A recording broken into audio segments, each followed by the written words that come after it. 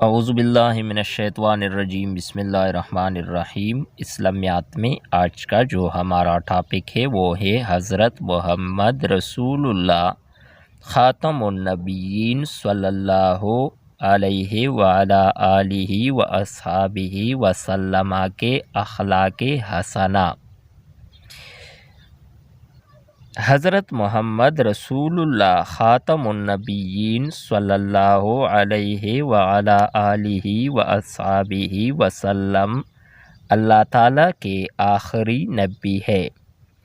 آپ صلی اللہ علیہ وعلی آلہ و اصحابہ وسلم کی عادتیں سب سے اچھی تھی۔ آپ صلی اللہ علیہ وعلی آلہ و اصحابہ وسلم ہمیشہ سچ بولتے تھے۔ آپ صلی اللہ علیہ وعلی آلہ و اصحابہ وسلم نہایت امانت دار تھے۔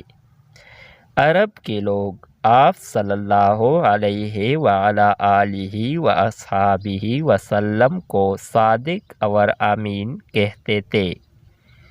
صادق کا مطلب ہے سچا اور امین کا مطلب ہے امانت دار۔